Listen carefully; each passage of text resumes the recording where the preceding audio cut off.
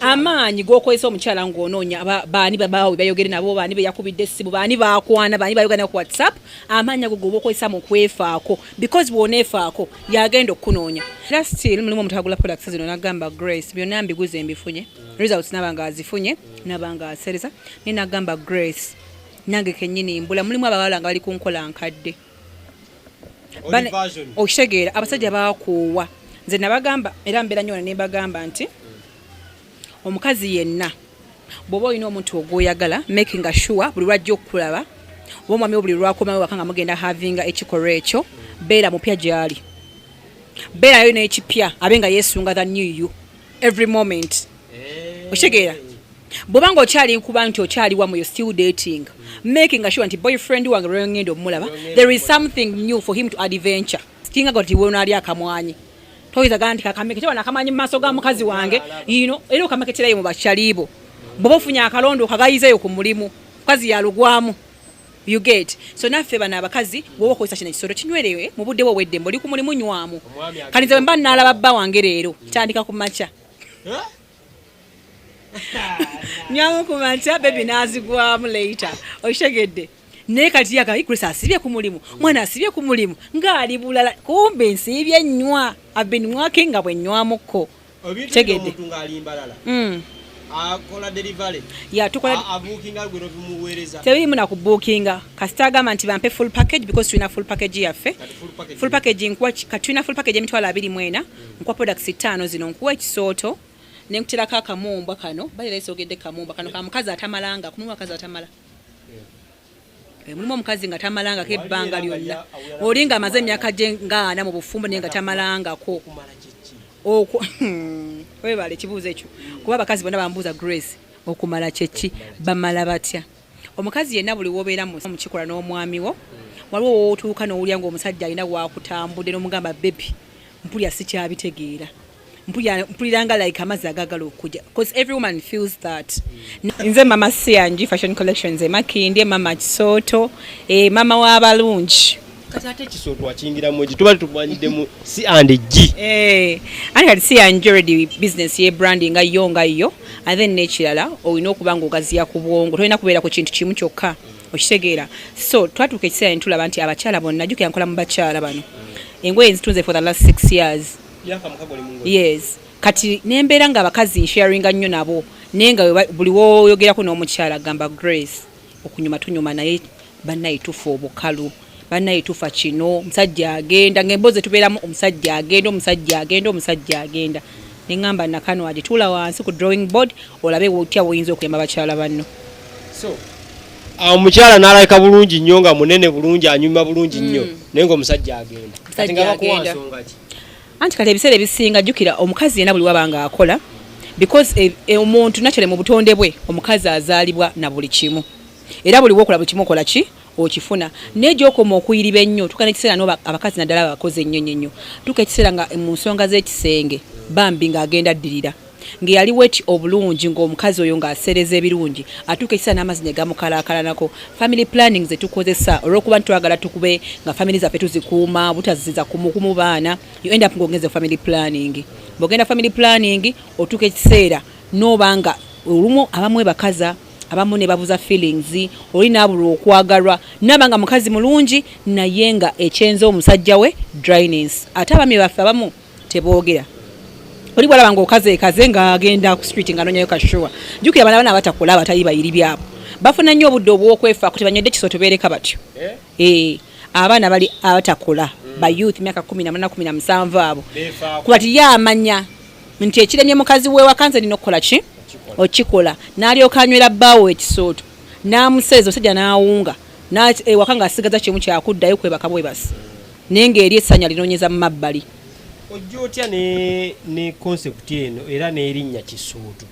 erinnya Kisooto like concept eno like kati kankunyumiza butya bwekyajja era nga bwenkunyumiza nti engeri gyenkola mu bakyala bwe nafuna idea eyo era nga abantu baŋŋamba nga Grace tuli ku products ezo ne products zino jjukira abantu bakuba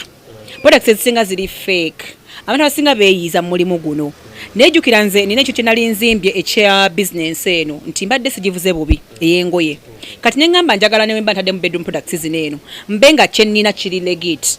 nga kiri ku mutindo toli wabaguze kino ekisooto nga mu butuufu agenda kusootowaza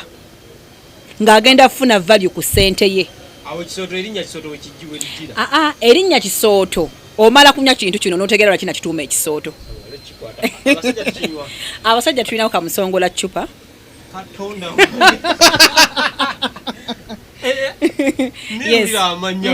amanya gange ntuumira dda kyenyini kyekikikola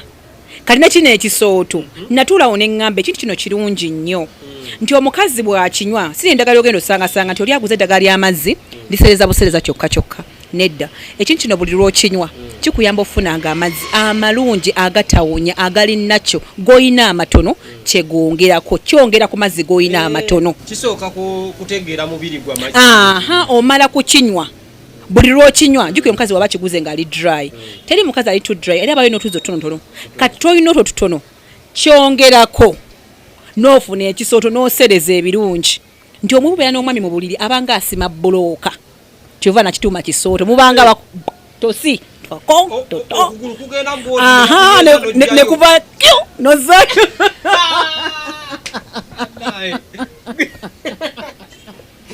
kakati ate oli bwakinywanga mugazi bwakinywanga mugazi anti kati ebyo byonna tubyogerako jukira nze omukyala wava kati nangira nnyo ku tiktok era yensonga lwaki kigoyinze viral because nkozesa nnyo tiktok bakiyita kisooto natural products yes naye mbadde nkola nnyo ku yasiyanje kuba yasiyanje ebadde yakula kati yekisooto nenkipushingira okwo nakakuriatinga eyakyo saayagadde so tunoonyeza kisooto nze nkiina wano ekampala kirina emigaso ena uli emigaso gyekirina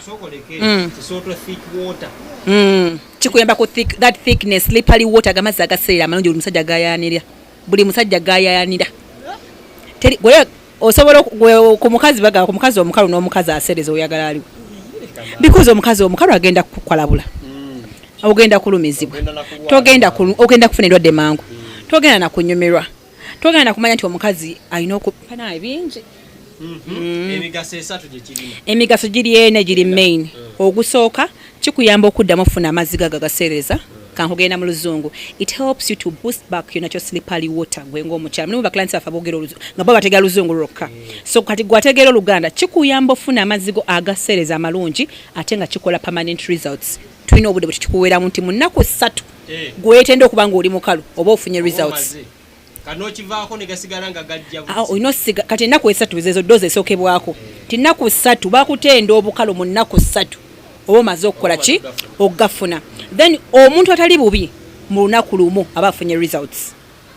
nti bw'okinywa kati ku ssaawa 2 ez'okumakya leero kawungeezi gende wa boyi sooka omulagireko bwereere bano banina mwami ava bweru bulijja neesonga nino kimunywera bawange nti bino tugenda kwawe mulimu abana abaawe tenda bakufumbira kyali mu relationship akyadetinga ande weekend marriage genda ku Lwokutaano nga weesabise ekisooto kyo ate ekiri kyakyo nti onywa bunywi nga anyaka caayi tino omulezi wone wakiraba takirinako buzi kweyosa omuga baby I'm taking my cup porridge kumbe gwe n'omwetegekera anakiwulira tegedde so kikuyamba cleansing enseka abakazi abasinga bagamba grace nfunye obuzibu nga ngenda mu periods zinumwa cramps then n'okuzaala kuluddewokko because of family planning abakazi abaana abasinga babola bamira obuweka obwo ne bugira ne bubalemesa okukola ki okuzaala amangu tuko okugagala okuzaala mwana myaka 2 nga gamba nti omwana abuze at 20 so nnyo ku kisooto kigogola enseke then kiyamba omukazi alemedde mu periods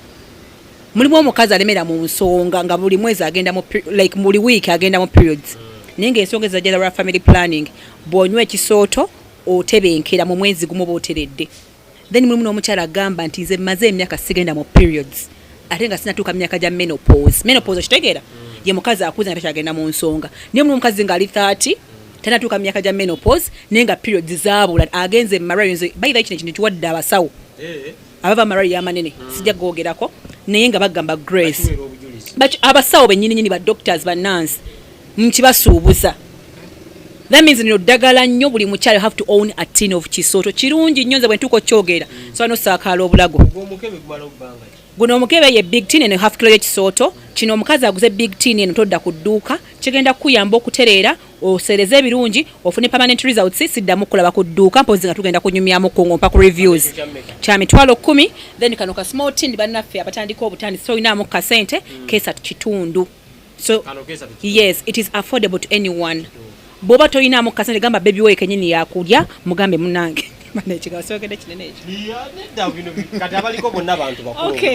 okay omwami oyo gowa cake yo mugambe munengweyo kano katini olw'ensonga bwekinebwe tikisa kitundu kabe andi asobola okuweezo sente n'okola kino onyo kisoto n'omuseerereza kano kaki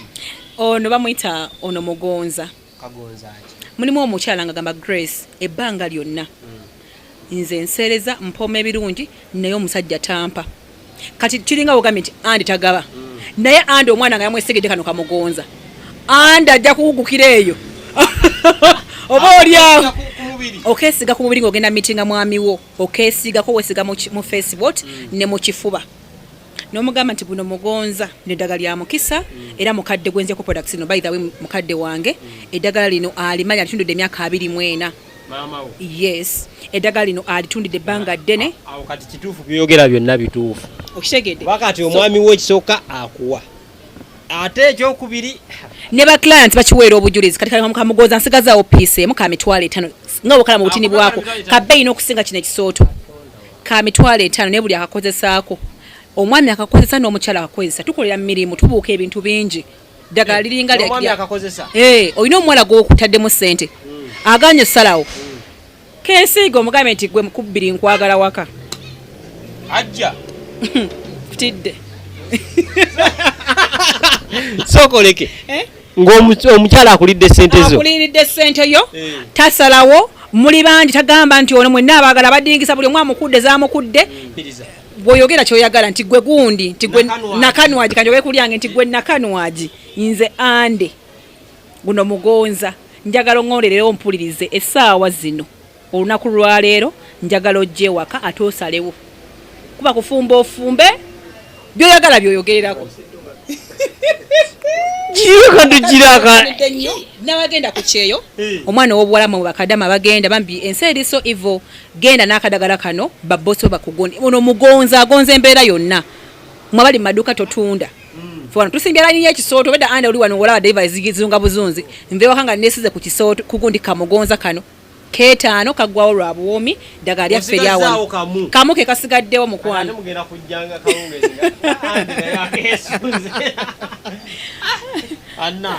kakati so tulinawo ne kano kamatama booster mulimu omwana agamba nti siina ttama kati andi onsekaki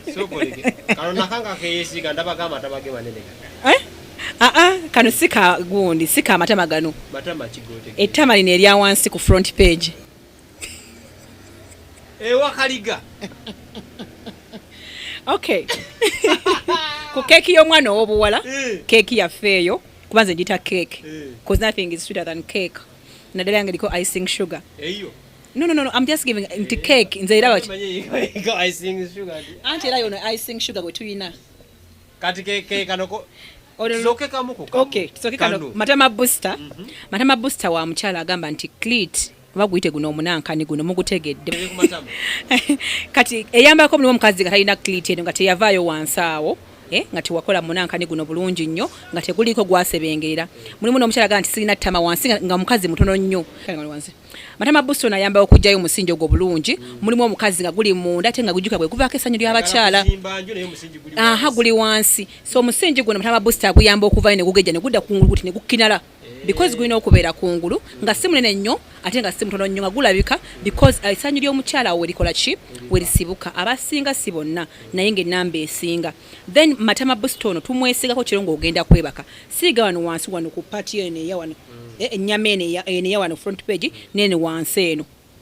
otegedde siiga yeeno wansi mu balongo bonna oyagala bagejje mulimu omukazi nga wansi wano naha ne ku lubalaza bannange tusigako ennaku 5 oba omaze ofuna results tukesiga kiro ng'ogenda kwebaka otegedde kazaawo ettama omukazi n'abanga alina ekibiifu kyekyo manyi waliwo abakazi abasikiriza anti kati twogere ku bulungi bw'omukazi wansi awo omukazi bwe bakwana ng'olabika bulungi definitely omwami oyo aba akoze eki aba asuubira ebintu bino wammanga mu ggwe aba ayagalayo ku mukazi ng'alina ku ttama omukazi ng'alina abalongo kyova tubateerawo karuumu kali wetukolera pulling tukola pulling tunawo pulling session room yaffe turevampinga kyova nyambadde gloves zino mbadde nina client gwe nakakolako line ebeerawo wana abakyala nkola kwakyala bavunaanyizibwa ate nga size ina kubeera etya kuba nina kadamba gwe nawulira nti yalwala agenda mu ddwaliro abasawo tebabimanyi bajjayo yalaba bajjayo bwambi kikyayika ekimuluma kikino kati obuwanvu bulina beera okay obuwanvu bulina kuba lugalo luno olwa wakati luno obuwanvu bulina okubeera naye abasinga tebalinayo yadde era nfuna nnyo baclient ngoli agamba Grace nze saakola pooling abamu babajajinga by the way kino kanti clearing ndi so serious about this part eri so sensitive nnyo tulekerawo okujajinga abantu ntulaki okola pooling mu bukulu lwaki mukola ogwo omulimu gwa pooling mulimu omuntu kacumbali nga teyakula na mama we mulimu omuntu nga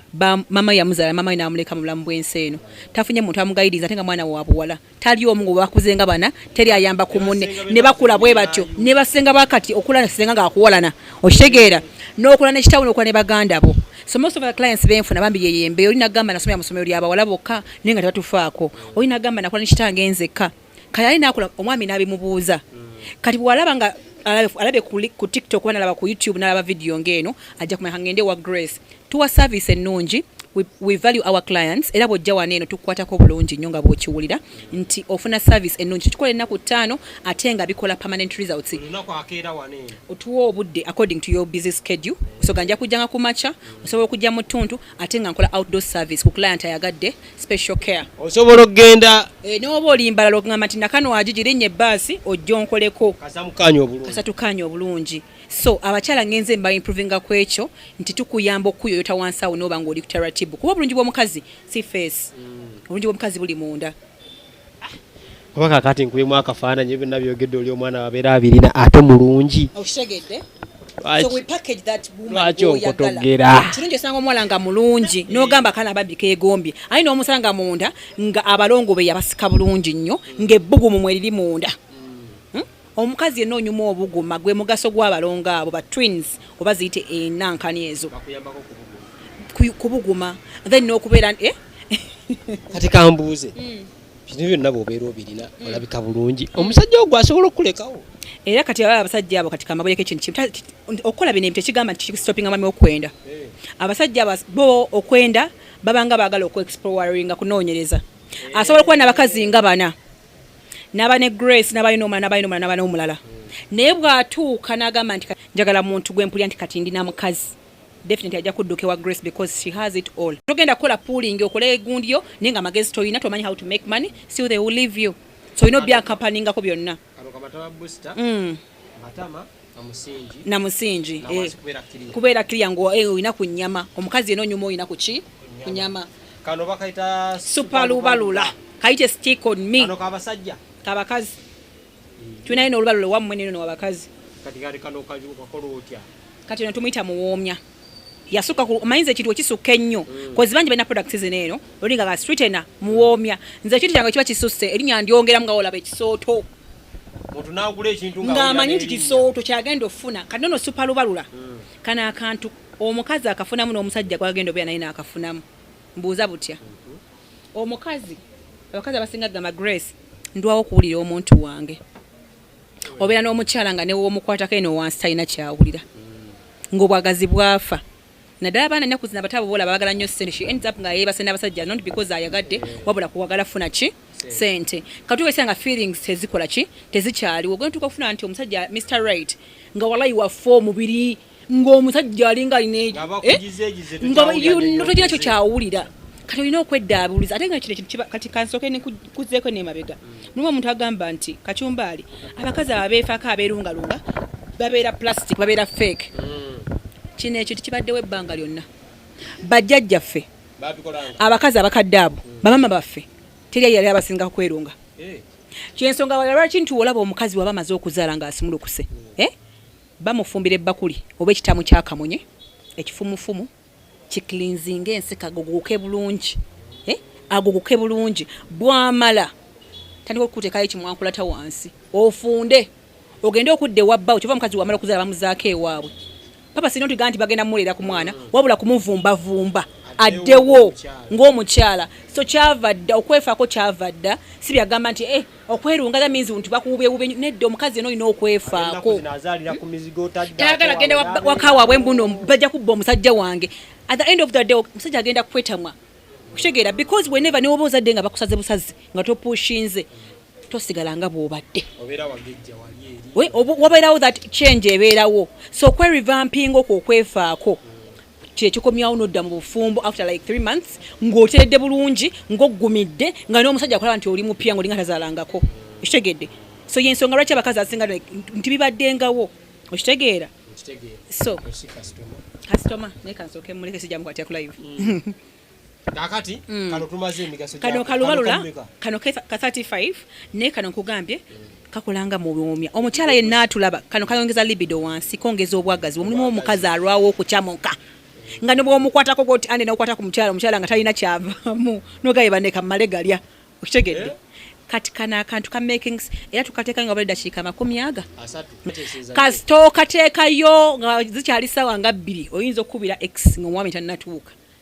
kacamula babanga bakumye sigiri babanga bakumye motoka ng'owulira obuswandi owulira wansi wakujijira owulira wenna wakushemereryo otegedde so omusajja bwa tondo eddagala lyaffe lya habo liri kanyonyonyo ate nga munnange tolina didibuuda because mukadde alirunga nnyo tusiigayo katono bwe kati ne kayo kakaleta ebbugumu wansi eyo kazi mulekerawo okunnyuguga wansi eyo okwefaako bintu bya layisi nnyo abasajja abagiragira omusajja yetasobola akakwatako n'akasiiga omukyala we olwo omukyala abaluwaawo anti katolina laga bbaawo nti olina byokozesa okitegedde era bire misinga goti wonaali akamwanyi toyiza ganti kakamekete wana akamanyi mu maaso ga mukazi wange era okameketerayo mu bakyaliibo bw'oba ofunye akalondo okagayizeeyo ku mulimu mukazi yalugwamu you get so naffe bana abakazi bw'oba okozesa kino ekisolo kinywerewe mu budde bwo obw'eddembe oli ku mulimu nywamu kanize bwe mba naalaba bba wange leero kitandika ku makya nywamu ku makya bebi naazigwamu later okitegedde naye kati yakaikulisa asibye ku mulimu mwana asibye ku mulimu ng'ali bulala kumbe nsiibye nnywa abenwake nga bwe nnywamuko tegedde akola delivery tukola abukinga gwero bimuweereza tebirimu na kubukinga kasita agamba nti bampe full package because tulina full package yaffe full package nkuwa katulina full package emitwalo 24 nkuwa products 5 zino nkuwa ekisooto nenkuterako akamumba kano balira isogedde kamumba kano kamukazi atamalanga kumuwa akazi atamala mulimu omukazi nga tamalanga kebbanga lyonna olinga amaze emyaka gye ngaana mu bufumbo naye nga tamalangako webale ekibuuzo ekyo kuba abakazi bonna bambuuza Grace okumala kyeki bamala batya omukazi yenna buli wobeera muba mukikola n'omwami wo waliwo wootuuka n'owulya ng'omusajja alina waakutambudde n'omugamba bebi mpulya sikyabitegeera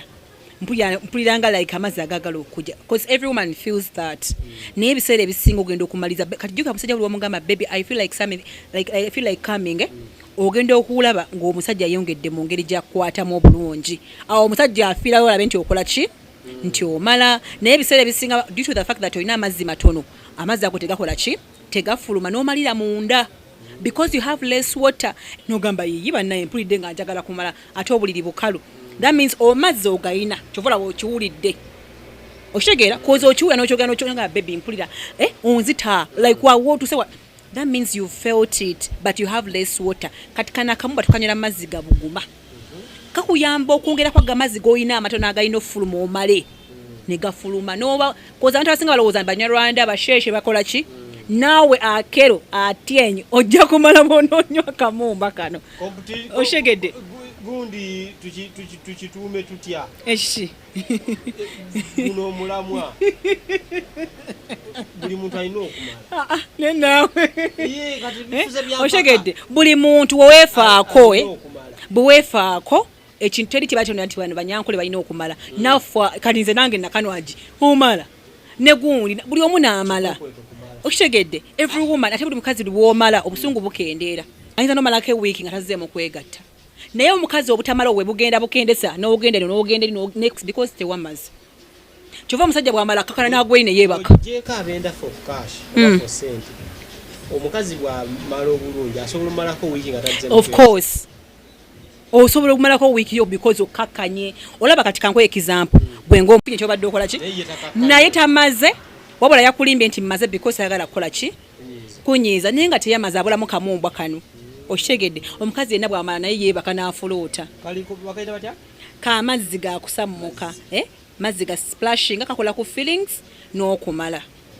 okay so full package yaffe y'emitwalo 24 ofuna big tin episode no half kilo tuyaka kamumbwa n'enkutyako no super lwala mwite muwomya n'enkutyako tightening ono omukazi onyuma nnyo okubanga oli mufunda togenda sereza ng'oli mugazi kano ke kafunza mu dakiika 5 oba oli bulala mu dakiika 5 wamaze okufunda ate kalina emigaso 3 eddagala lyaffe nanga bwe nagambye nti lya habo era eddagala lya mazzi tufumba fumbi kagoba ekiswa ekibi mulimu omukazi nga bawunya ebitundu by'ekyama ng'omukazi wala yogenda mukola bwoti owulyenga oyagala mulyango ensinga otadde eno bwoti otegedde so tightening ono akuyamba ogoba akasu wansi eyo then akuyamba n'okuwa pusa emima nga munno ng'obubaka mubake sajja nyuma nnyo ng'omubaka bubasooti olina akagaziya tetwetaaga gaziya era okutinibwa ate ng'omusajja munene okugaziya okwo gwagaziya musajja gwe gwagaziya kozera ebiseera ebisinga ebigaziya abakazi kwebaka n'abasajja bali different sizes jjukira abasajja buli mwa alina ekikula kiki binje buli mwa agamba nze Grace Caesar nkosetaaga kufunza naye nga yebaka n'abasajja ab'enjawulo buli musajja akula bubwe kati abasajja abo buli webaka n'omusajja ali different from the other one gw'oyina that means size egenda kwongerako oba okukola ki okukendeera kakati package yaffe ejirako products 5 bwezi tukuwa pulling oil ne tukuwa tightening ne tukuwa lubalula tukuwa kamumbwa n'ekisooto wano ku mitwalo gyo 24 ng'ofunako half kilo y'ekisooto then tulina package ya small tin eno eba ya mitwalo 17 products ziba 5 bw'oba yagadde kimu kimu esatu kitundu jjukira products zaffe zonna za habo tezina side effect ate nga zikola permanent results n'ekirala bw'ojja ku whatsapp yaffe tukuterako endagiriro engeri gy'okozesa products zino buli kimu ky'oguze nkunnyonnyola butya bw'okikozesa ofune gundi ofune omugaso mu byoba oguze bino whatsapp number eriki nga nabagenda whatsapp era ye call number yaffe eri 0758 59 18 kanjidemu 0758 wandiika 758 59 18 16 kakati obufumbo bw'abaana abawala obudde buno n'abasajja bukyankalana nnyo bewasala era enkya ne babukana omuwala oyo ng'alwana okutebenkera mu maka byaba talina kusubwa nga tannaba kufuna musajja oyo byebiki ng'oggyeko enkozesa era still mulimu omutagula products zino nagamba Grace byonna mbiguze mbifunye results nabanga azifunye nabanga asereza ne nagamba Grace nange kennyini mbula mulimu abawala nga bali ku nkola nkadde okitegeera abasajja bakuwa nze nabagamba era mbeera nnyo ne bagamba nti omukazi yenna bw'oba olina omuntu ogwoyagala making sure buli lwajja okukulaba oba omwami buli lwakomawo waka nga mugenda havinga ekikolwa ekyo beera mupya gy'ali beerayo n'ekipya abe nga yeesunga the new you every moment okitegeera bw'oba nga okyali nkuba nti okyali wamu yo still dating making sure nti boyfriend wange lwengenda omulaba there is something new for him to adventure alina kyagenda okulaba ekipya mu nze kyekikwesungisa omusajja byebikuuma omusajja bedroom wise ng'oggyeko okubeera nti olina amagezi oli mukozi oli maama omulungi olina empisa naye n'ekisenge kikulu nnyo kikarenga oba like 50%. Omusajja amufunaga oyo wange namufuna nama we yamala bakyogera nnyo tabe basinga obumenyeka emitima abo okimanyi nti abakazi abaline abakazi abali so confident oyo musajja wange yasinga okutuka emitima because omusajja agenda kuleka wafuna ekinakano kitalina mpisa naye nga kyatereza ekisenge kozi olina nti bakyafu nalako oba minister hu omwami oyo bamintu bako naribani yagamba itagala mukazi wagende kuna vulya mu kiyungu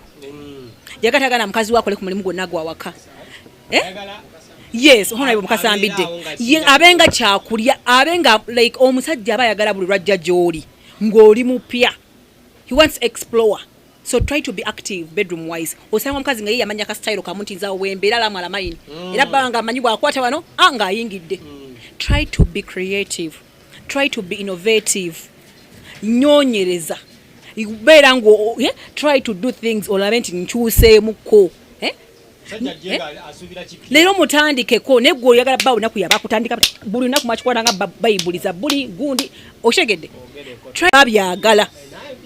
babyagala Haruna yayimba wefuule malaya eri omuntu wo because ebibatwala wabwera okunonya malaya abakazi mugaba malaya bye bakola kati gwe wefuule malaya eri omusajjawo yambala ku skimpy outfits oli mu bedroom na bawo kyeki kwambaza ddira oli mu bedroom na bawo yambala hijab oyambala gundi lesu yambala ka night kabenga kasira nikalinga tekasibira kajira katalenge talengera like that abere ku bunkenke Oyo gatononera abantu oshegede nigwe wesabise osekitambala ku mutwe gujiza agendo wakula enjuki oshegera mbuyambadde bisokisi wansi mu bigere kati bannange omuntu akola atya bayina ebitambala bebesiba uyambadde bonnet uyambadde bonnet uyambadde sokisi omusajja yagakwata ku bugere ozambaza socks bananga bakazi ebintu ebimu bane bitama abasajja tulekera okubeera so boring omusajja wo bomwagala nga bomuyombera bomustalking aboko amanyi gokoyisa ngo onoonya abandi bakwanye mu simu goba okoyisa mu kwefaako ekadde mwako amanyi gokoyisa omukyala ngo onoonya baani babawe bayogere nabo baani beyakubidde essimu baani bakwana baani bayogana ku WhatsApp amanyi goba okoyisa mu kwefaako because bwonefaako yagenda okunoonya teri kyeralikiza musajja gwe kacyumbaale nga mukazi yeefaako nga tanyega bbaawe kati nga bonda bwano anti sikubira simu sikubuuza wulirira ddawa yalina okunnoonya because annengera ku mukutu ate amanyi waba agenda kundaba nkisussa you spice up yourself mugule ku buntu bu night dress obulungi obusikiriza abasajja bwa mitwalo 3 n'ekitundu bwogenda ali mu town oshegedde gula ka night onyedde ekisooto kugamba kusaba okulabenga asaba okulula ekirabo abenga asaba okulula ekirabo naye ogenda kunywa ekisooto yambala eddira kugamba like you don't appetizing at all yambala ka night dress obenga nipples ziri kuli bweziti otegedde yambala bane yambala ku kantu olina bbawo mu room mwambale ku bugundi ku bugoyo obulungi obusikiriza yambala ku skimpy outfits manange nze abakazi bansobera ebiseera ebisinga ekikuuma omusajja kugwe kumusa ku pressure labika bulungi weefeeko kola sente yo beera nga wotuka mu bedroom ate oba bulala obanga azannya movie bibegomba mu movie bimuteere wali ku buliri omugambe kati nze gundi tegeza batwala obudde nga balaba ku bintu ebipya mubere creative mubere innovative nonyeza akola ku like yigo kuyiga genda ho ku Google onyeze ku bintu ebyo koze oyinza okubeera ngo goli kunkola nkaderi yakugweri kimafia mukwano ngo ino okola mpe mirabba kweso sangibwawo tuli Makinde wano opposite Mitale Barracks kuma Serena building tuli boduka mu Mitale Makinde togenda ku Pakalas togenda ku Papas yambuka bwambusi kaine soko on your right bagita Serena building ndi ku level 2 eduka liri number 3 tutunde mu main gate ya Mitale Barracks no beera mu Mitale Makinde buli mwabimanyi obosobola okunkubya esimu ne nkulaba namba yafe kanji badirawo mundi gumu kwesa ku WhatsApp ate ko tukwesa ku calls eri 0758 59 18 kakati ekibuuzo bagamba nti nno abakozesa nato hubs nti nno amazzi bafuna oluusi gaba si malungi ekyo nange nkiwuli abaclients bakimbuuza wembeera ku TikTok ku nkola live nti amazzi ago gaba gawunya gamba gagoba musulo eddagala lino nga benagambye nti mukadde aliteekateeka amaze emyaka 24 that means yenkana n'abantu abamu kuffe ng'atunda eddagala liro ate ekyo kyatunda okuva ng'atandika nakati kyekimu kya producing essaawa zino baclienti bange basobola okunjira banaba vidiyo eno nti omuntu yenna gwe nawasooka okuguza kino ekisooto nakati arecommending omuntu omulala nga bwe nagaye nti kigogola kicleansinga kigogolamu amazzi amakyafu g'oyina kigogola ensekezo era omukazi bwagula kino ekisooto afukaafuka agamazi amakyafu negakola ki negafuluma bi-infection biki nebifuluma ki nebifuluma osereza clean water amazzi g'amayonjo because ekintu kino onya kinywe amazzi agakukinga onoofuluma entuuyo zo ofuluma mazzi go gennyini si bino byaga nteekayo powder wansi teekayo ebiweke wansi nti ogambe ekibana ekinfulumamu nakiyingiza wansi onywa bunyinga bwonywa ka porridge that means it cleanses kituula mubiri gyokoma okukinywa gyekikoma okusumula omubiri gwo wali akatuli akavaamu amazzi nekeesumula n'olyoka olaba sama ensonga zezo basobole banyabo za sama za kuseereza za kunyumirwa kisengeso kampeyini bakya